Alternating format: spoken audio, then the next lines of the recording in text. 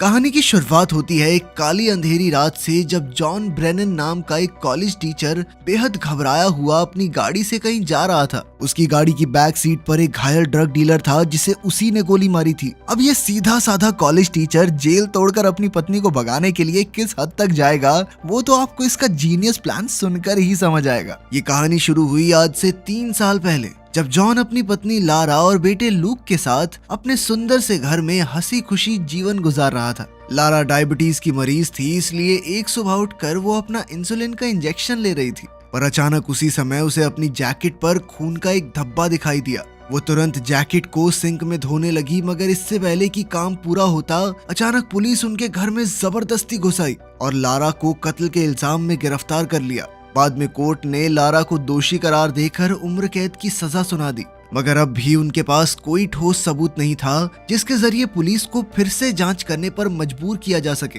बल्कि सारे मौजूदा सबूत तो लारा के खिलाफ ही थे, जैसे कि उसके ऑफिस की एक कलीग ने उसे कत्ल की जगह से निकलते देखा था। उसकी जैकेट पर लाश के खून के निशान मिले थे और जिस हथियार से कत्ल किया गया था उस पर भी उसकी उंगलियों के निशान मिले। ये सब देखकर वकील ने जॉन से सीधे तौर पर कहा कि चाहे कुछ भी हो जाए, ये जेल से बाहर नहीं आ रही। जिसके बाद जॉन ने सीधे तौर पर उससे कहा कि वो जेल से बाहर तो आएगी। इसके बाद वो लारा से मिलने पहुंचा और वकील की कही हुई बातें बताई। जॉन की आंखें भरी हुई थी, जिसे देखकर लारा पहले ही समझ गई कि अब कुछ नहीं हो सकता और वो फूट फूट कर रोने लगी। खैर, बाद में उस रात जॉन को खबर मिली कि लारा को हॉस्पिटल में भर्ती किया गया है। वो बिना समय गवाए वहां पहुंचा, मगर वहां के स्टाफ ने उसे लारा से मिलने नहीं दिया। तब जॉन ने पुलिस वाले और डॉक्टर के साथ काफी बहसबाजी की और आखिरकार उसे कुछ देर के लिए लारा से मिलने की इजाजत मिल गई। जॉन ने देखा कि लारा को हथकड़ी से बिस्तर पर बांधा गया था और उसकी कलाई पर पट्टी बंधी थी। ये देखते ही वो समझ गया कि लारा यहाँ पर क्यों थी।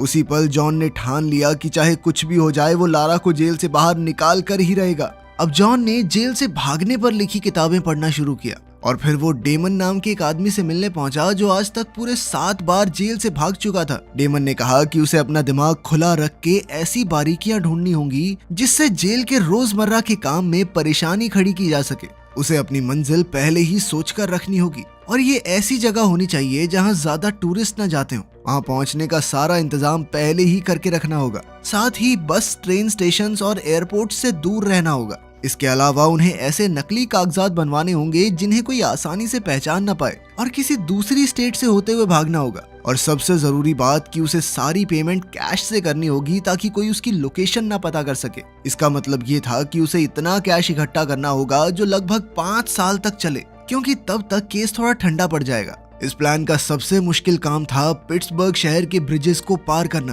क्योंकि वहां पर 9/11 के आतंकी हमले के बाद पुलिस पूरे शहर को सिर्फ 15 मिनट में सील करना सीख गई थी। इसके अलावा उसे अपने माँ बाप और दोस्तों से हमेशा के लिए दूर होना होगा और शायद जरूरत पड़ने पर उसे किसी की जान भी लेनी पड़े। ये सब सुनकर जॉन अपने घर लौटा और फिर वो एक दीवार पर नक्शे और तस्वीरें चिपका कर अपने प्लान का हिसाब लगाने लगा। इसके अलावा वो जब भी लारा से मिलने जेल में जाता था, वो वहाँ की बारीकियों पर काफी गौर करता था। उसने देखा कि लिफ्ट में एक की होल था और दूसरी ओर कुछ कर्मचारी छत की लीकेज ठीक करने आए थे। साथ ही उसने ये भी देखा कि कौन से ट्रक्स रोज वहां रुकते थे। अब जॉन अपना प्लान बनाने में इतनी शिद्दत से घुस चुका था कि वो कॉलेज में पढ़ाते समय भी अपने लैपटॉप पर इन्हीं बारीकियों की जांच करता रहता। तब उसने अपने घर को भी बेचने का फैसला किया, क्योंकि इस प्लान के लिए उसे ढेर सारे पैसे चाहिए थे। अब उसे नकली कागजात बनवाने थे, जिसके लिए वो एक खतरनाक मोहल्ले में जाने लगा। वहां उसने एक डीलर से ऑक्सीकॉन्टिन ड्रग खरीदना शुरू किया और बातों ही बातों में उससे नकली पासपोर्ट बनाने वाले का पता पूछा।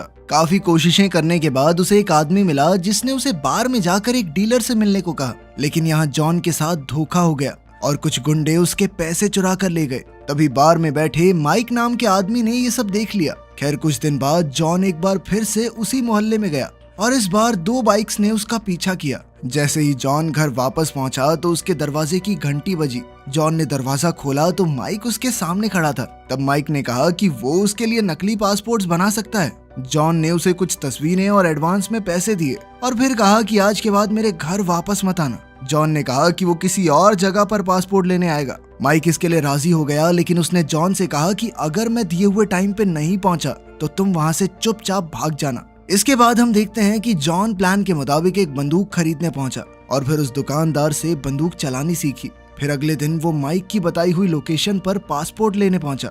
मगर थोड़ी देर इंतजार करने के बाद जॉन को महसूस हुआ कि माइक लेट हो चुका है, पर फिर भी वो गया नहीं, वहीं बैठा रहा। कुछ ही देर में वहां मौजूद एक गाड़ी चली गई और तभी माइक उससे मिलने आया। माइक ने उसे इतनी देर तक रुकने के लिए डांटा क्योंकि असल में जो गाड़ी अभी गई वो एक पुलिस वाले की थी।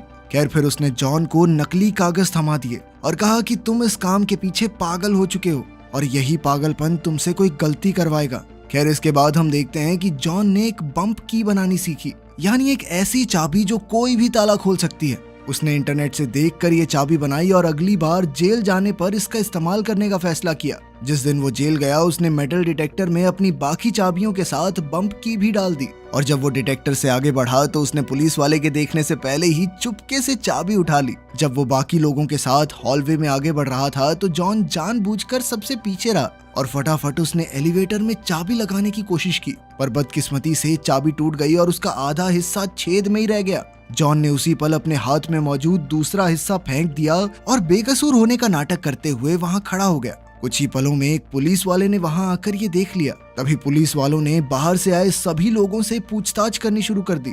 जब जॉन की बारी आई तो उसने सिक्योरिटी कैमरा की फुटेज में देखकर कहा कि मैं तो इसमें दिखाई नहीं दे रहा, ये लंबा सा आदमी है ना, इसके पीछे था मैं। ये सुनकर ऑफिसर को उस पर थोड़ा शक तो हुआ, मगर सिर्फ शक के आधार पर कार्रवाई नहीं की जा सकती, इसलिए उन्होंने जॉन को जाने दिया। जैसे ही जॉन जेल के दरवाजे से बाहर निकला तो घबराहट के मारे उसकी हालत खराब हो गई। ये सब डिटेक्टिव क्विनिन ने देख लिया और उसे भी जॉन पर शक हो गया। तब से क्विनिन ने जॉन पर नजर रखनी शुरू कर दी, लेकिन जॉन इससे बिल्कुल अनजान था, बल्कि वो तो धीरे धीरे अपने घर का सामान बेचने में लगा हुआ था और जब भी उसका भाई उससे मिलने आता तो जॉन छुप कर बैठ जाता। एक दिन दोपहर के समय जॉन लूक को पार्क ले गया तो लूक के दोस्त कैरी की माँ ने उसे कैरी की बर्थडे पार्टी में आने के लिए इनवाइट किया। खैर बाद में जॉन एक बार फिर अपने प्लान की तैयारी में जुट गया। एक दिन अचानक उसने जेल के बाहर रुकने वाली नई वैन देखी और उसी पल उसके दिमाग में जबरदस्त आइडिया आया। अब वो मेडिकल वैन्स के जरिए अपने प्लान को अंजाम देने वाला था।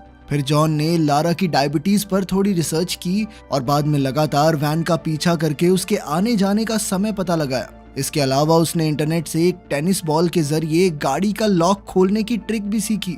फिर अगले दिन उसने बॉल वाले तरीके से मेडिकल वैन का दरवाजा खोला और लारा के टेस्ट रिपोर्ट्स की तस्वीरें ले ली। बाद में उसने नकली टेस्ट रिपोर्ट बनाई जिसके मुताबिक डॉक्टर्स को ऐसा लगे कि लारा की हालत काफी खराब है। अगली बार जब जॉन लारा से मिलने गया तो लारा ने उसे काफी बुरी खबर दी। असल में 3 दिन बाद उसे इससे भी कड़ी जेल में भेज दिया जाएगा।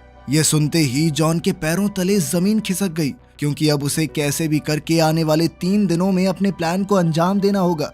उसकी सबसे बड़ी दिक्कत तो पैसों की थी, क्योंकि अब तक उसका घर बिका ही नहीं था। आखिरकार उसने अपनी बंदूक उठाई और एक बैंक लूटने के इरादे से निकल पड़ा, मगर वहां पहुंचकर भी वो बैंक लूटने की हिम्मत नहीं जुटा पाया। बाद में वो फिर से लारा से मिलने गया और कहा कि वो उसे दूसरी जेल में भेजने के खिलाफ अपील करेगा।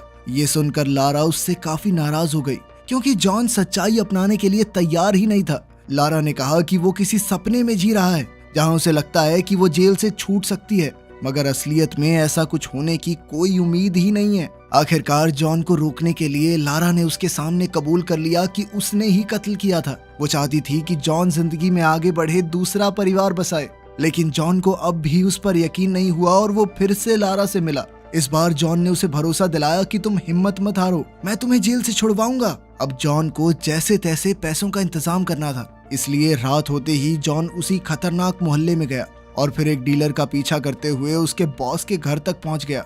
मौका मिलते ही जॉन ने अचानक डीलर को पकड़ लिया और उसे धक्का देकर घर के अंदर घुस गया।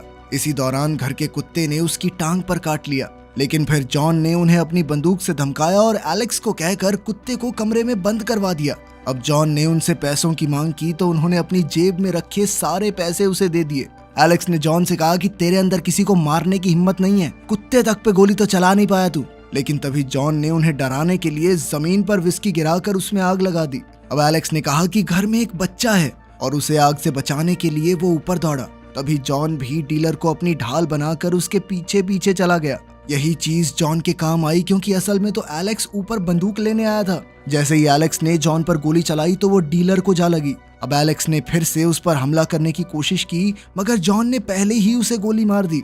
इसके बाद जॉन ने सारे कमरों की तलाशी ली और जल्द ही पैसों से भरा बैग उसके हाथ लग गया। मगर जब वो यहाँ से भाग रहा था तो उसने देखा कि डीलर अब भी जिंदा था और दर्द से करहाते हुए उसकी मदद मांग रहा था। दरअसल यहीं से कहानी की शुरुआत हुई थी, जब जॉन बुरी तरह जख्मी डीलर को अपनी गाड़ी में ले जा रहा था। रास्ते में उसकी गाड़ी की टेल लाइट भी टूट गई थी। खैर, जॉन ने उसे हॉस्पिटल पहुंचाने के बारे में सोचा, लेकिन इससे पहले कि वो कोई फैसला कर पाता, डीलर ने उसकी गाड़ी में ही दम तोड़ दिया। आखिरकार जॉन ने उसकी लाश एक बस स्टॉप पर छोड़ दी और फिर अपने प्लान के मुताबिक एक पार्किंग लॉट में जाकर फेंस काटने में लग गया।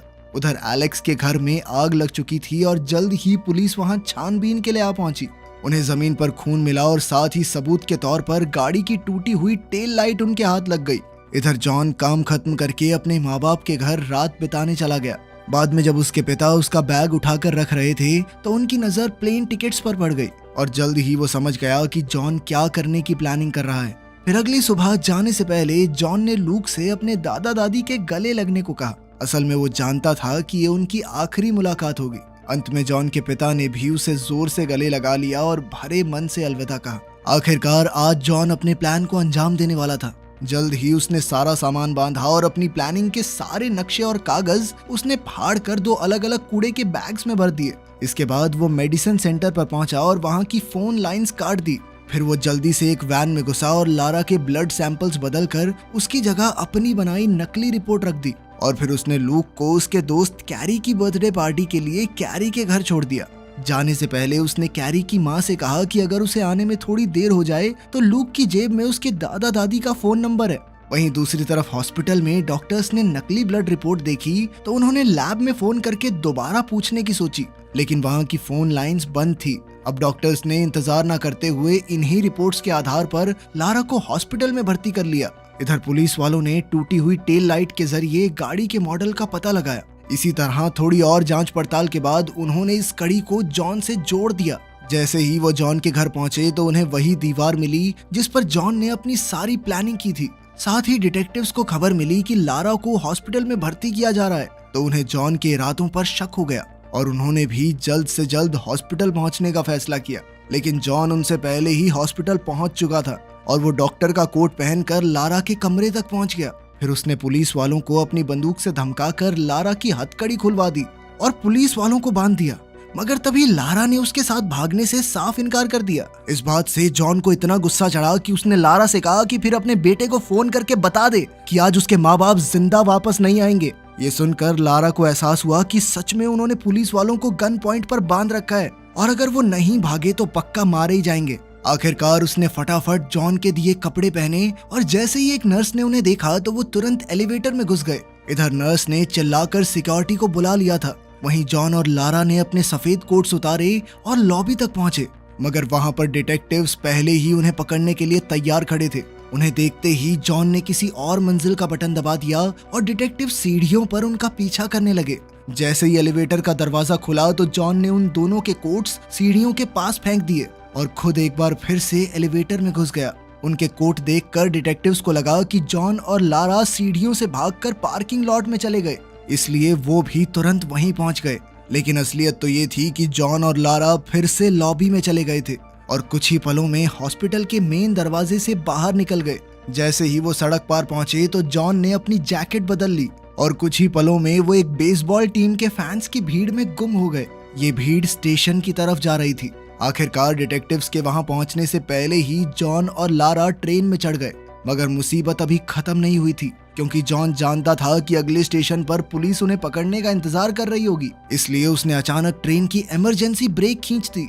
अब ट्रेन के रुकते ही जॉन और लारा बाहर आ गए और उन्होंने देखा कि वो उसी पार्किंग लॉट के सामने थे जहां जॉन कुछ दिन पहले आया था। जॉन ने फेंस में छेद किया था और इसी छेद के जरिए वो दोनों पार्किंग लॉट में पहुंचे जहां जॉन की गाड़ी पहले से तैयार खड़ी थी।